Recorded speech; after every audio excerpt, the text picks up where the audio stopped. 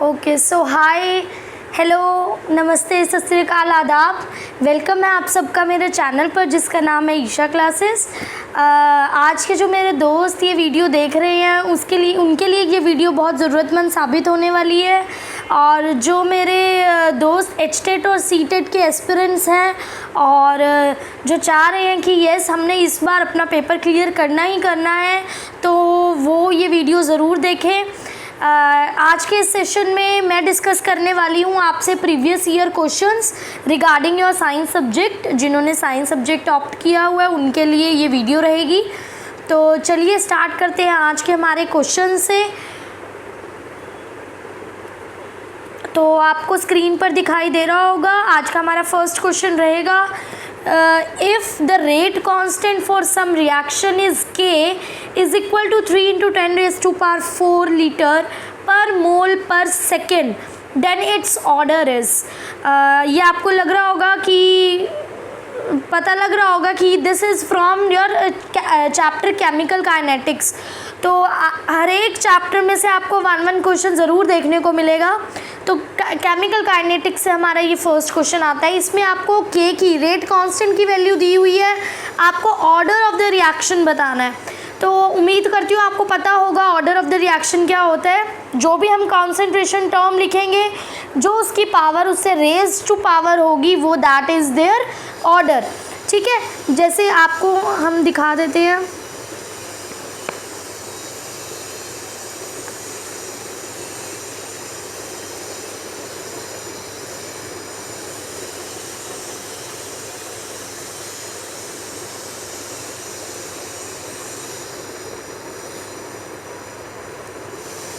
देखिए, रेट की आपको वैल्यू पता होना चाहिए। Rate is equal to K concentration raise to power N. ठीक है, यहाँ से आपकी के की वैल्यू आ जाएगी rate upon concentration raise to power N.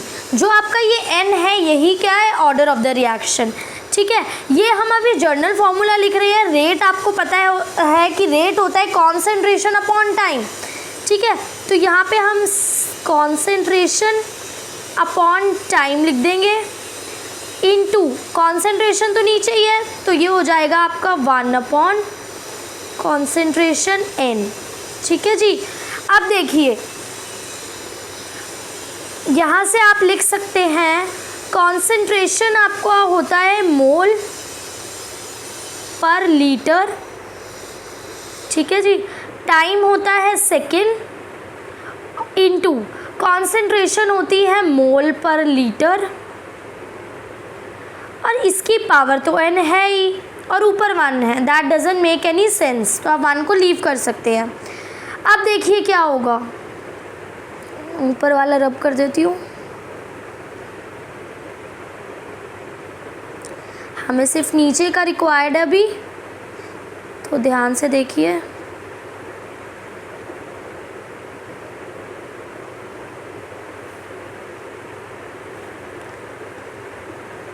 चलिए, अब देखिए क्या है यहाँ पर मोल। अगर आप इसको करेंगे तो ये आएगा मोल पर लीटर।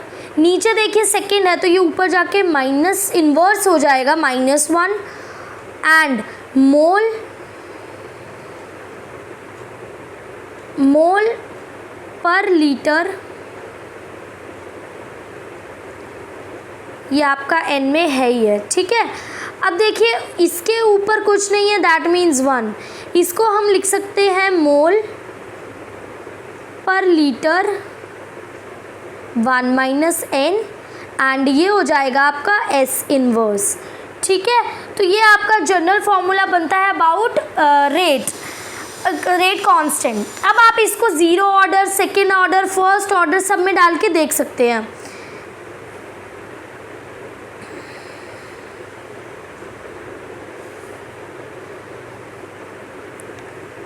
देखिए,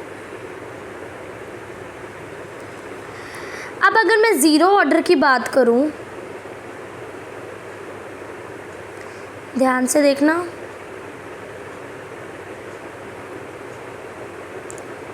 ज़ीरो ऑर्डर, ठीक है जी। ज़ीरो ऑर्डर में हमें पता है n की वैल्यू क्या होगी, n विल बी ज़ीरो, ठीक है। तो हम इस वैल्यू में डाल देंगे मोल पर litre 1 minus zero S inverse. 1 minus zero क्या आएगा आपका, इट विल बी 1 ओनली, ठीक है। तो मैं ऐसे भी लिख सकती हूँ एस इनवर्स। तो ये आपकी वैल्यू हो गई फॉर ज़ीरो ऑर्डर। सिमिलरली आप 1 ऑर्डर के लिए भी लिख सकते हैं, ठीक है। 1 के लिए n विल बी 1। चेक करिए यहाँ पर वैल्यू क्या दी हुई है आपको क्वेश्चन में, लीटर पर मोल पर second, that is litre mole minus 1 और सेकेंड 1। तो यहाँ पर क्या आ जाएगा,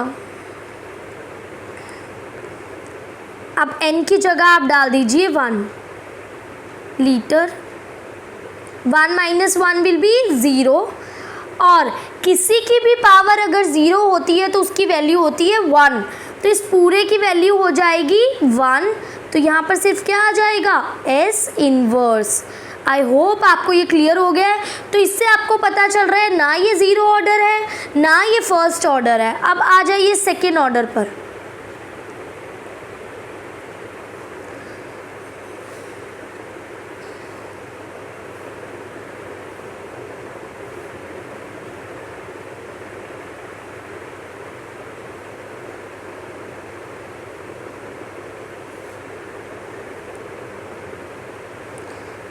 हमें फॉर्मूला पता है, ये था मोल पर लीटर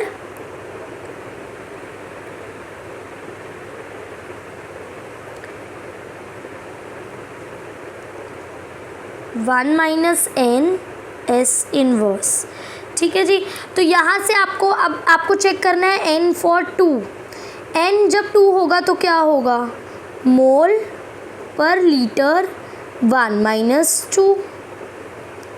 तो ये क्या आ जाएगा, मोल पर लीटर 1 माइनस 2 इज़ माइनस 1।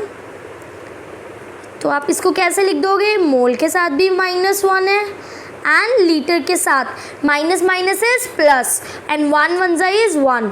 तो mole inverse litre 1 and second minus 1। तो यही आपको दिखाई दे रहा था क्वेश्चन में, आपका यही था, इट वाज लीटर। देख पा रहे हो आप क्वेश्चन में 3 इंटू 10⁻⁻⁴ के साथ आपका यही दिया हुआ है, litre mole inverse and second inverse. तो यहाँ से आपका option second order will be correct. तो आप देख सकते हैं आपका second order is correct and you will take it.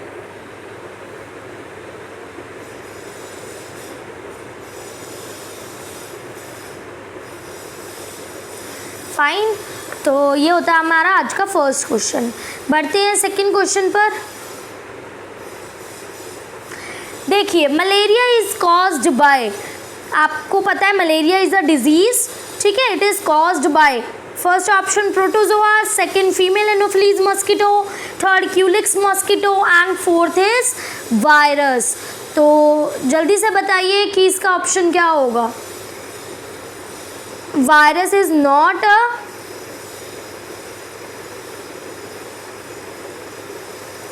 Virus is not a answer, ठीक है जी। वायरस से नहीं होता है मलेरिया।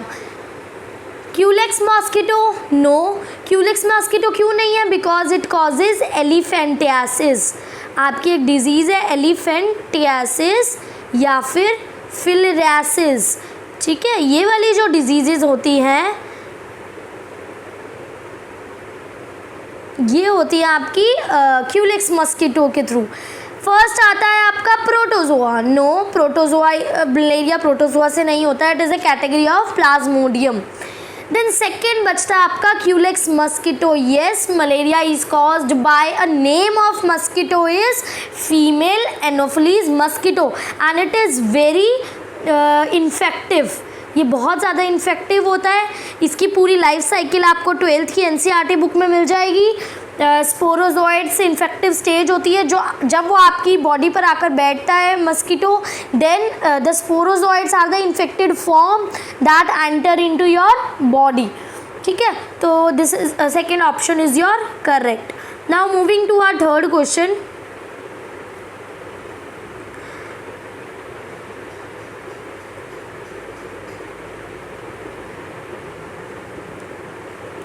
अब देखिए, which of the following is carbonate ore of zinc. Zinc का आपको कौन सा ओर बताना है? Carbonate, that is CO3 group जिसके अंदर हो. First is zinc blende. बच्चों जिंक ब्लेंड कौन सा और होता है? It is a ore of zinc sulphide, so it is wrong. Second third option देखिए, जिंकाइट. जिंकाइट भी आपका ऑक्साइड ओर होता है. Zincite is your oxide ore of zinc. ठीक है, तो ये भी आपका गलत हो जाता है. लास्ट आपका बचता है स्फेराइट. स्फेराइट जो होता है that is also your zinc sulphide. ठीक है, जिंक सल्फाइड का ये और है. तो आपका कौन सा रहता है? That is calamine. तो आपका जो कैलामाइन है that is your correct answer. Why? Because calamine is an ore of zinc carbonate. तो second is your correct answer of this question. Now moving to our fourth question of today session is सी.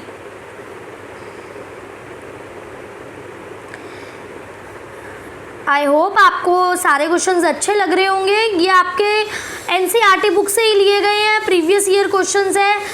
मेरी आपसे सलाह यही रहेगी कि अगर आपको अपना पेपर क्रैक करना है तो आपको NCERT बुक अच्छे से पता होनी चाहिए. ठीक है, उसके सारे कंसेप्ट्स आपको क्लियर होने चाहिए.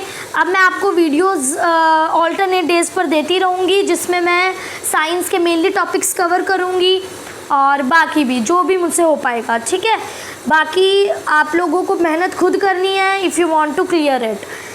चलिए नेक्स्ट आते हैं हमारे नेक्स्ट क्वेश्चन पर. Which of the following group is meta directing fine and for incoming electrophile in the benzene ring. तो ये आपका ऑर्गेनिक केमिस्ट्री से क्वेश्चन लिया गया है about electrophiles and nucleophiles chapter. तो इलेक्ट्रोफाइल्स आप सबको पता है, they are electron loving species.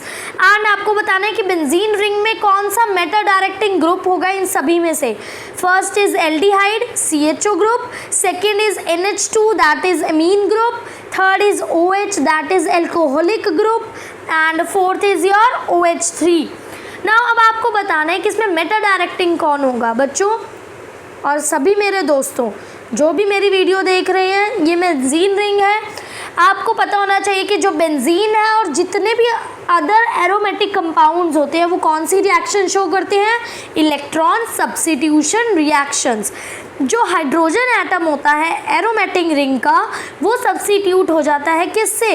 By any electrophile जो उसको अटैक करना है उस बेंजीन रिंग पे और उस एरोमेटिक रिंग पर.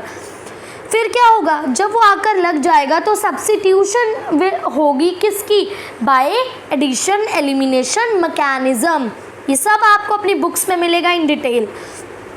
अब देखिए, हमें पता है this is your X group, this is ortho position, this is ortho position, this is Meta. ठीक है, and this is your para P position, para position. अब इसमें दो बातें आती हैं about ortho and para. Let me rub this first. ठीक है जी, अब देखिए बहुत बोर हो गया इस कलर से, green green. Now we will take red colour. चलिए फर्स्ट आता है हमारा ऑर्थो एंड पैरा डायरेक्टिंग. ध्यान से सुनते रहना. I will tell you in brief में ही बताऊंगी. ठीक है, ऑर्थो और पैरा डायरेक्टिंग ग्रुप्स कौन से होते हैं? जो बेंजीन रिंग को एक्टिवेट करेंगे टूवर्ड्स इलेक्ट्रोफिलिक सब्स्टिट्यूशन. ठीक है, उसको एक्टिवेट कर देते हैं. और जो ये वाले ग्रुप्स होते हैं ये इलेक्ट्रॉन डेंसिटी को इंक्रीज करते हैं, इलेक्ट्रॉन्स बढ़ा देंगे उस रिंग पर. तो इसी वजह से इसको बोला जाता है +R इफेक्ट और -I इफेक्ट. ये दो इफेक्ट शो करते हैं जो ऑर्थो पैरा डायरेक्टिंग होते हैं. और ये क्या करेंगे? इलेक्ट्रॉन की डेंसिटी जो होगी उसको इंक्रीज कर देंगे. ठीक है, तो जैसे इसमें एग्जांपल्स आते हैं आपके OCH3 ग्रुप, है ना। देन आपका इसमें और आ जाता है methyl group, Me is for methyl. Then OR, कोई भी alkyl, R is your any alkyl group, तो वो ऑक्सीजन के साथ लगा होगा वो। देन एनी इथाइल ग्रुप, ठीक है, एनी NH2 ग्रुप। तो these all are your ortho and para directing groups. जहाँ भी आपको ग्रुप्स दिखाई देंगे तो वो कौन से होंगे, ऑर्थो एंड पैरा, उनको एक्टिवेट करेंगे, ठीक है। अगला आइए हमारा, अब हम देखते हैं जो हमारा मेन है, दैट इज़ पैरा डायरेक्टिंग, ठीक है जी। चलिए, पैरा डायरेक्टिंग। अब पैरा डायरेक्टिंग ग्रुप्स कौन से होते हैं, जो बेंजीन रिंग को डीएक्टिवेट करेंगे टुवर्ड्स इलेक्ट्रॉन सब्स्टिट्यूशन रिएक्शंस। वो डीएक्टिवेट क्यों कर देते हैं, because they decrease the electron density at ortho and para position, ठीक है, इलेक्ट्रॉन डेंसिटी को डिक्रीज करते हैं। और ये कौन सा क्या करते हैं, ये दे विड्रॉ द इलेक्ट्रॉन्स, विड्रॉ करते हैं इलेक्ट्रॉन, विड्रॉ इलेक्ट्रॉन्स मतलब इलेक्ट्रॉन्स को अपनी तरफ खींचते हैं, ठीक है।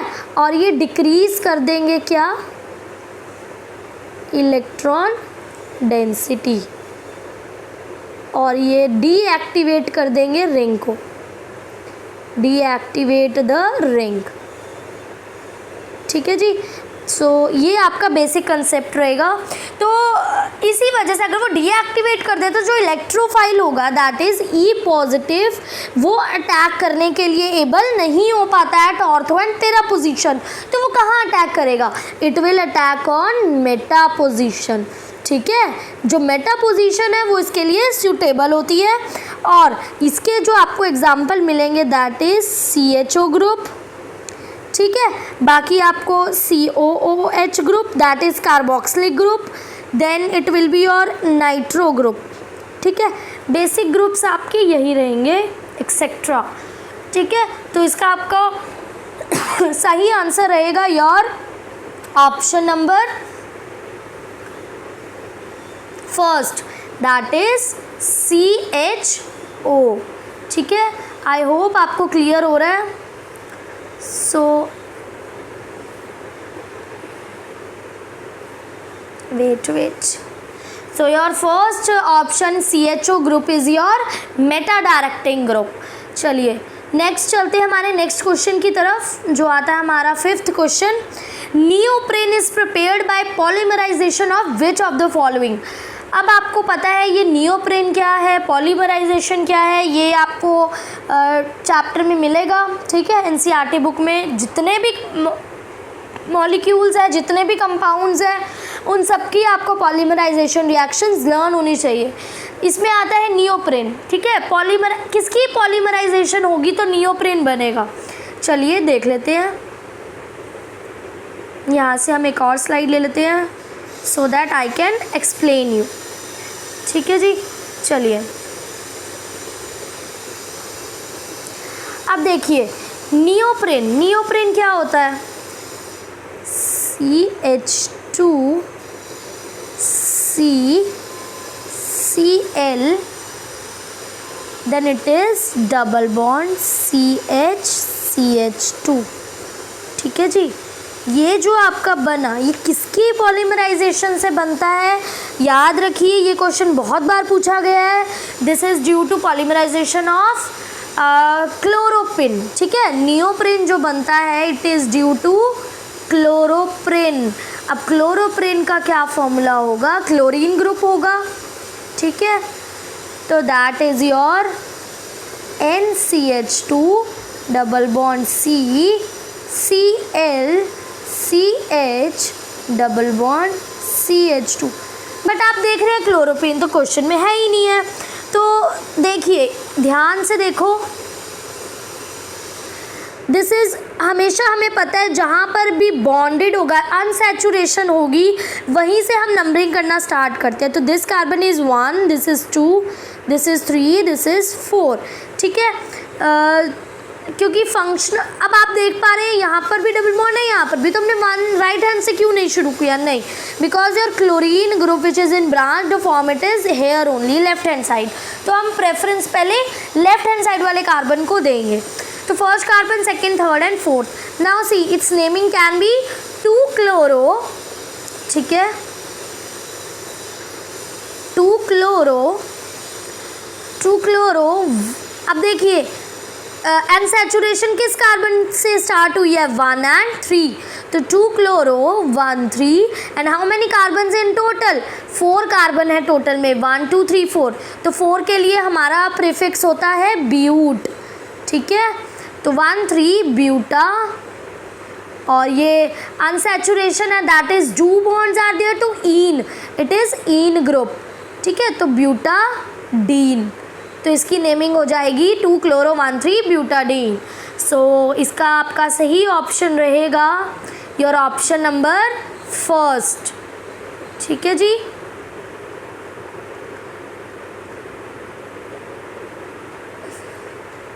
The first option is your correct answer. Now moving to our next question is sixth, that is which of the following statement about mitochondria is not correct. Mitochondria is a cell organelle which is found in organisms, ठीक है, तो ये आपका bio का question रहेगा। देखिए first option, cytochrome C is the only peripheral member of ETS, ETS is your electron transport system.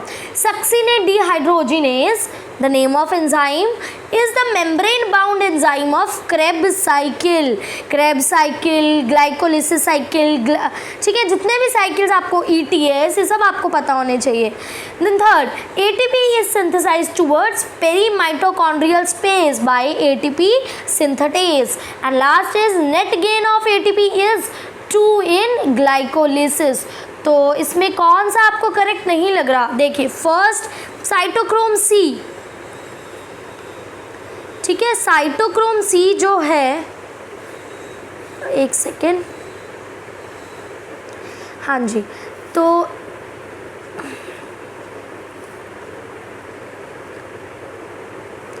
Cytochrome C जो है आपका, it is yes it is peripheral member, तो ये आपका सही ऑप्शन है, ये गलत नहीं है।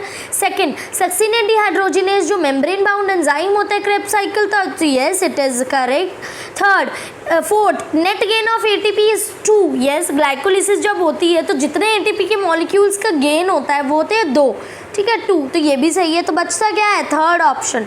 ATP is synthesised towards perimitochondrial space by ATP synthesis, no it is not correct, why, क्योंकि उसके इनर माइटोकॉन्ड्रियल स्पेस की जगह पर उसकी सिंथेसिस होती है, so your option C is incorrect. So now moving to our next question is 7th. Now see, which is your food storing plant part in onion? Onion में आपका food store वाला part plant कौन सा होता है, root, stem, leaves and fruits. तो इसमें बच्चों इसमें आपका सही ऑप्शन होगा लीव्स।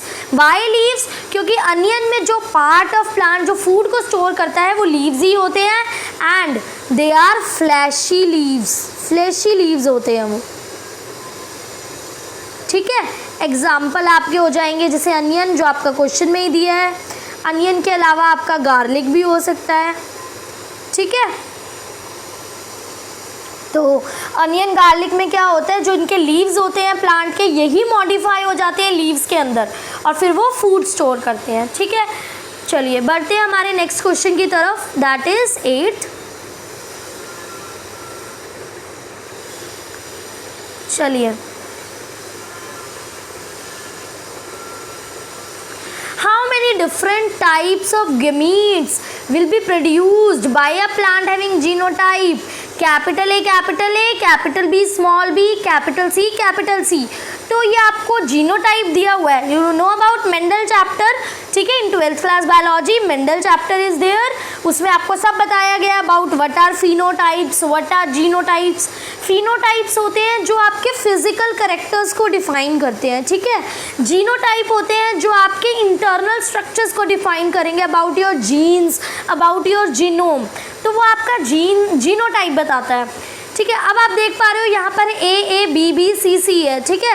अगर आप इसको सॉल्व करना चाहोगे तो ये आपको क्या देगा, you can see it will give you 2 types of gametes, ठीक है। हाउ 2 टाइप्स,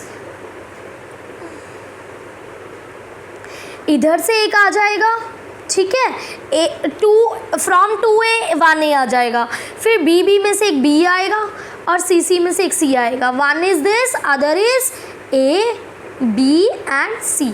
तो ये आपके कितने टाइप ऑफ गेमीट्स बने, 2 टाइप्स, ठीक है। तो इसका आपका सही आंसर होगा यार option number D, that is 2। और इसके अलावा आप एक और चीज़ ध्यान में रख सकते हैं, आपका ये फॉर्मूला होता है 2 रेज़ टू पावर फॉर्मूला होता है टू डिटरमाइन, ये आपका फिनोटाइप बताएगा, ठीक है।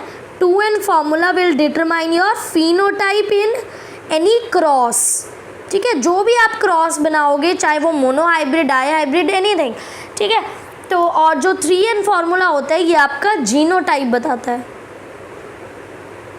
ठीक है।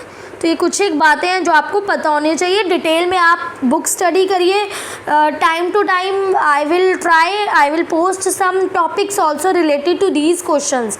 और अगर आपको कोई टॉपिक की ज़रूरत है तो आप प्लीज़ मुझे DM करिए, कमेंट बॉक्स में डालिए, तो I will provide you the notes also. Now moving to our next question is question number 9। हाँ जी, तो चलिए, which of the following class of arthropoda, you all know what is arthropoda, phylum arthropoda, kingdom animalia, in your 11th class the phylum chapter, kingdom chapter, everything was given. So phylum arthropoda is the one category of animals in which arthropods are there, ठीक है। arthropods insects होते हैं, animals होंगे जो आपको इसमें category में मिलेंगे, उनके कुछ अपने कैरेक्टर्स होते हैं, अपने फीचर्स होते हैं। With have animals with 2 pairs of antenna, ठीक है, 2 पेयर ऑफ एंटीना होते हैं उनके, और ग्रीन ग्लैंड्स होते हैं। तो इन चारों में से क्रिस्टेशिया, चाइलोपोडा, देन इंसेक्टा एंड अरैक्निडा, इन चारों में से आपको बताना है कि किस में 2 पेयर्स ऑफ एंटीना होते हैं और ग्रीन ग्लैंड्स होते हैं। तो बताइए जल्दी, जिनको पता है प्लीज़ डू योरसेल्फ। तो इसका सही आंसर आपका रहेगा A पार्ट, दैट इज क्रुस्टेशिया, ठीक है। तो क्रुस्टेशिया के अंदर ही क्या होते हैं, 2 पेयर्स ऑफ एंटीना, एंटीना मिलेंगे आपको। एंटीना का काम क्या होता है, टू डिटेक्ट, ठीक है। एंटीना के हेल्प से इनको सेंस हो जाता है किसी भी चीज़ का। एंड इसके 5 पेयर ऑफ अपेंडेजेस होते हैं, 5 पेयर्स ऑफ अपेंडेजेस, ठीक है जी। और इसके अंदर कौन से ग्लैंड्स होते हैं, ग्रीन ग्लैंड्स। ग्रीन या फिर इसका दूसरा नेम भी है, एंटीना से इसका नेम है इंटीनल ग्लैंड्स, ठीक है। तो ये आपके कुछ कैरेक्टर्स हो गए अबाउट क्रुस्टेशिया। चलिए चलते हैं नेक्स्ट, हमारे नेक्स्ट क्वेश्चन की तरफ। आज का हमारा लास्ट क्वेश्चन है ये, चलिए।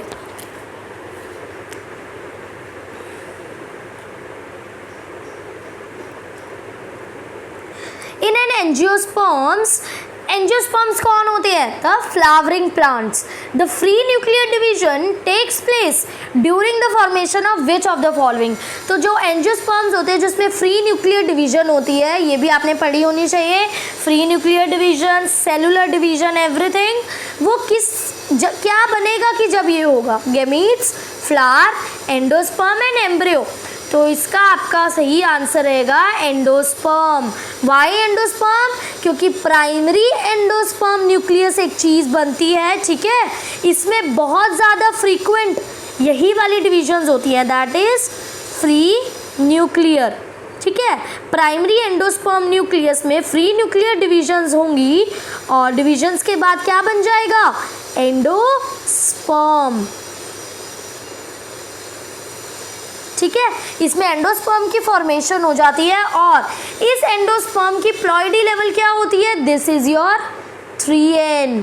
Ploidy level is 3n, not haploid, not diploid, triploid, that is 3n। सो आज के हमारे क्वेश्चंस यहीं तक थे।